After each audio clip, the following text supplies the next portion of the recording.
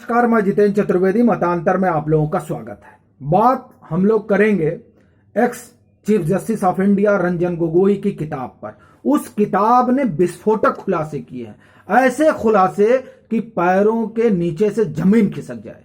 आप कल्पना नहीं कर सकते हैं कि इस तरह की भी चीजें होती हैं कि जब विपक्ष अधमरा हो जाए, उसे कुछ आप समझिए कि सत्ता पक्ष को घेरने का कोई मुद्दा ना मिले तो वो एक प्रेशर टैक्टिक्स अपनाए ताकि जजों को इन्फ्लुएंस किया जा सके, जजों के ऊपर दबाव बनाया जा सके, और दबाव ऐसा कि हम इंपीचमेंट ले आएंगे, हम सेक्सुअल हरासमेंट का केस लगा देंगे। मतलब इस तरीके की जब कॉन्स्पिरेसी होने लगे तब आप समझिए कि किस तरीके से विपक्ष औंधे मुंह गिर पड़ा है। उसके पास मुद्दा नहीं है सरकार को घेरने के लिए, तो वो उन मामलों को इन्फ्लुएंस करना चाहता है जिन मामलों में अगर सत्ता पक्ष के पक्ष में निर्णय आ जाते हैं तो उनकी राजनीति फुस हो जाएगी। इस तरह की कवायद जब लोग करने लगे तब यह समझना चाहिए कि वाइब्रेंट डेमोक्रेसी के लिए यह कितना घातक है, और खासकर वो लोग जो डेमोक्रेसी के नाम पर उल जलूल कुछ भी करने को आमादा है। ये जो रंजन गोगोई की किताब है, ये किताब नहीं, ये दस्तावेज है उस विपक्ष के। आप ये समझिए, मैं यही कहूंगा कि जो लोग विपक्ष होने का दावा करते हैं, जो ये दावा करते हैं कि हम लोकतंत्र की और आजादी की बात करते हैं, उनका एक तरह से समझिए हीनियस क्राइम इसे आप कहिए। मतलब आप कल्पना कर सकते हैं कि अपने पक्ष में निर्णय कराने और किसी जजमेंट को रोकने, किसी मामले की सुनवाई को स्थगित करने के लिए इस तरह के बितंडे रचे जाएं। रंजन गोगोई की जो किताब है वो कल आई है, कल मतलब 8 दिसंबर को। मैंने अभी उसे पढ़ा नहीं है, आज 9 दिसंबर है। उसको लेके खबरें बहुत हुई। हमको लगता है कि ये मामला बड़ा एक्सक्लूसिव होता, लेकिन चूंकि हमारे सेना के सिरमौर बिपिन रावत, उनका जो है दुखद जो है निधन हुआ, और उनके साथ और भी जो उनका पूरा आप समझिए कि 13 लोग, उसमें जिन लोगों ने जिनकी शहादत हुई, इस वजह से इस किताब पर बहुत चर्चा नहीं हो पाई। लेकिन इस किताब को लेकर जो खबर हुई है, उसमें मैंने तकरीबन कई अखबार देखे, लेकिन टाइम्स नाउ ने जो खबर की है, मैं उसके हवाले से आपको बता रहा हूं। टाइम्स नाउ ने राफेल को लेकर जिस तरह से सेक्सुअल हरासमेंट का आरोप लगा, उसे लेकर अयोध्या को लेकर कई चीजें उसमें बताई गई हैं। लेकिन मैं शुरुआत करूंगा, एक और खबर हुई, उस खबर में इसी किताब से लेकर थी, उसमें तरुण गोगोई का संदर्भ दिया गया। तरुण गोगोई कांग्रेस के बड़े नेता हुआ करते थे और असम के मुख्यमंत्री हुआ करते थे। यह उस जमाने की बात है जब गुवाहाटी हाई कोर्ट में रंजन गोगोई हुआ करते थे। एक मामला पहुंचा नियुक्तियों का लेकर गुवाहाटी हाई कोर्ट, और उसकी सुनवाई रंजन गोगोई को करनी थी। तरुण गोगोई जो उस समय मुख्यमंत्री थे, वो चाहते थे कि फैसला इनके पक्ष में हो। इनके पक्ष मतलब सरकार के पक्ष में हो, तो वो फैसले को इन्फ्लुएंस करना चाहते थे, और इसलिए उन्होंने रंजन गोगोई के घर फोन किया। उनकी मां से बात हुई उनके, और उन्होंने उनकी मां को न्योता दिया कि आइए हम आपसे मिलना चाहते हैं। उनकी मां हड़बड़ाई, घबराई। उन्होंने सोचा ये क्या मतलब है कि मतलब हमसे क्या मुलाकात करेंगे मुख्यमंत्री। लेकिन उन्होंने ये बात रंजन गोगोई को बताई। रंजन गोगोई ने कहा कि मां आपको मिलना चाहिए, मुख्यमंत्री हैं, और अगर वो कह रहे हैं तो आपको जरूर मिलना चाहिए। फिर उनकी टिकट हुई और वो आई मुख्यमंत्री से मिलने। मुख्यमंत्री ने इशारों में जो कहा, उसे रंजन गोगोई की माता जी समझ गई, और उनके हाव भाव को देखकर तरुण गोगोई ये समझ गए कि रंजन गोगोई की मां नाराज हो गई। क्यों?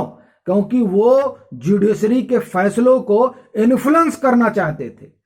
ये 2004 और 5 की बात है, तब सेंटर में भी कांग्रेस हुआ करती थी और स्टेट में भी कांग्रेस की गवर्नमेंट हुआ करती थी। ये एक वाकया है जिसका उन्होंने जिक्र किया है अपनी किताब में। दूसरा, हम आते हैं अयोध्या पर सीधे, क्योंकि अयोध्या बड़ा ज्वलंत मुद्दा है। अयोध्या उन लोगों को खटक रहा है जो लोग सो कॉल्ड अपने आप को सेकुलर कहते हैं। उनके आप ये समझिए कि उनके लिए ये इतना बड़ा मसला। आप देखिए 6 दिसंबर को किस तरह से जेएनयू में नारे लगाए जा रहे थे।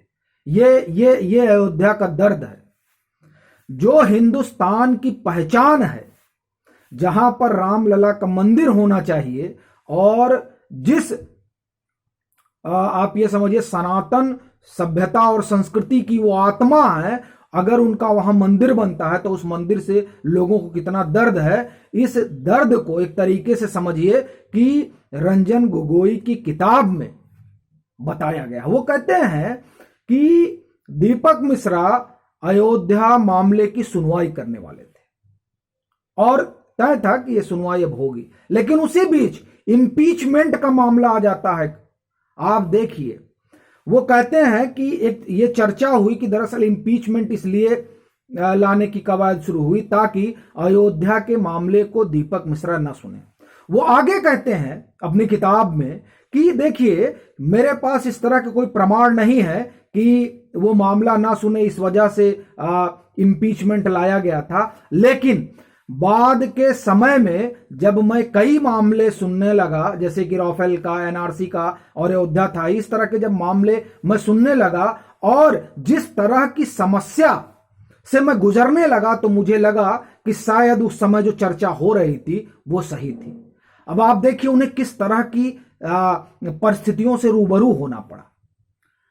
उनके ऊपर यौन उत्पीड़न के आरोप लगाए गए। आप देखिए कि कितनी बड़ी बात है। आपको याद होगा कि किस तरह से जब सुप्रीम कोर्ट में वो बैठे और उन्होंने कहा कि 3 वेबसाइट हैं, ये रात में खबर करते और हमको मैसेज करते हैं कि आपका इस पे क्या कहना है, और मैं रिस्पॉन्ड करूं उससे पहले जो है खबरें छप जाती हैं और लिख दिया जाता है कि खबर लिखे जाने तक जवाब नहीं आया था। ये भी पत्रकारिता में एक चलन है और इसे लेकर किस कदर जो है चीफ जस्टिस ऑफ इंडिया तत्कालीन नाराज हुए थे। और आप देखिए उस पर सुप्रीम कोर्ट ने क्या कहा। सुप्रीम कोर्ट ने कहा कि तत्कालीन chief justice of India Ranjan Gogoi के खिलाफ ये एक षड्यंत्र है, इस बात से इनकार नहीं किया जा सकता है। क्यों? क्योंकि वो बड़े महत्वपूर्ण मामले सुन रहे थे। आईबी के डायरेक्टर ने यह बात कही। मैं आपको वो सुनाता हूं, आप सुनिए।